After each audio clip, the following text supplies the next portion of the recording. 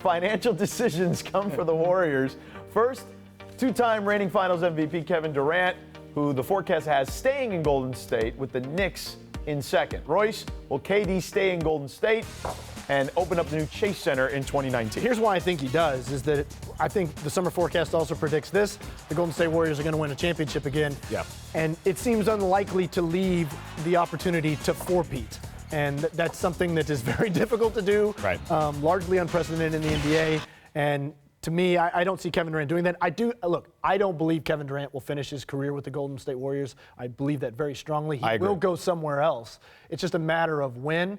And I think teams on that list would certainly be the Knicks. Look, I think he would have considered the Lakers this summer had LeBron not gone there. Right. And I think the Thunder are on that list. I think that eventually Kevin Durant, when he sits down and makes a decision, I think he will look at Oklahoma City again. Ethan? I mean, he does. I think the Chase Center point is a good point. You know, maybe you could say about him. He's going to want to open up that ring Chase Center out there. He's too much of a coward. There it is. Go to New York. Radio Try Ethan. to win in the Big Apple. No, I think that is a little bit of a carrot right there to be able to open that crown jewel. That opulent new arena in the Mission Bay District of San Francisco. I think that's tempting. Even if the Warriors are maybe a little bit sick of winning, he's going to want to do that. So as much of the New York option as a real option, that's true. That's a true rumor, I guess we could call it. I think he sticks around. That's Kevin? my take. I'm with Royce in the sense that if they win again, and they are the favorites, he returns. If they lose, I could see him his eye wander. Maybe even down here. Yeah? Ooh.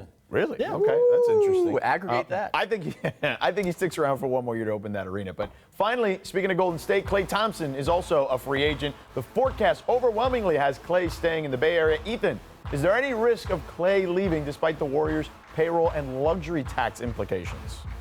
They might have to bring back Zaza Pachulia, his best friend on the team. Maybe Okay. just as a coach to keep him happy. But look, Klay is a simple man. I think we all know this. He loves his dog. He loves to go fishing out there in the bay. I don't think he necessarily yearns for this big upgrade. I think he likes being Klay Thompson and is quite satisfied being Klay Thompson. So I say he sticks around. Yeah, I think it's the Warriors. Look, are we to believe everything that he himself has said? He has made it very clear that he's very happy playing for the Warriors franchise. And I think we all make this kind of assumption. We do this all the time with players. Well, they were born here, or even in his case, where his dad played, so therefore he still must, works, by the way. Therefore, he must have to go play for them. These people are their own people. They make their own decisions. And if Klay Thompson's happy playing for the Warriors, I think he'll stay with the Warriors. I can't find one compelling reason why he would leave unless you're somebody who believes that he wants to be the guy. Well, I don't believe he wants to be the guy. I don't believe that. I think he doesn't care about any of that stuff. But that's why I think that unless the Warriors, and maybe he is being honest with us where he'd take less to stick with the Warriors, I do think the Lakers have an outside chance because, look, he still has a place down here, right? He's building a new place, is my understanding as well. So I think that that's part of it. I think that maybe playing for the team that his dad played for would be something that maybe would interest him. I still think the Warriors are the clear favorite, but I think if anyone has an outside chance, it would be the Here's Lakers. the question, Ethan. If the Warriors had to hardball one of these guys because luxury tax implications pop up to such a degree, who's the guy they hardball?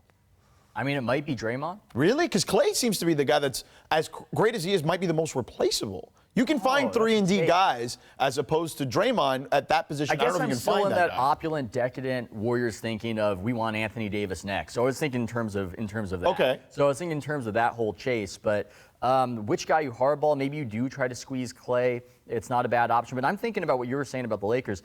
I've seen Klay around his dad. I'm not saying he doesn't love his dad, but he's like a sulky teenager around his dad. I can't imagine that he would want his dad in his ear every single day. Well, that's happening regardless, whether he's in LA or he's at Golden State. like over the airwaves. Driving home from games together in the minivan, critiquing that was a bad shot. I just think that's a factor if we consider the LA move, that I don't necessarily think that Klay yearns to be around his dad every day. Not that he doesn't love him, maybe not every day. Oh, no. I'm not saying that Michael's a reason he'd come. I just think the Lakers are a reason he'd want to come. That is not a franchise that is going to have to worry about monetary resources. Okay, fair enough. Yeah.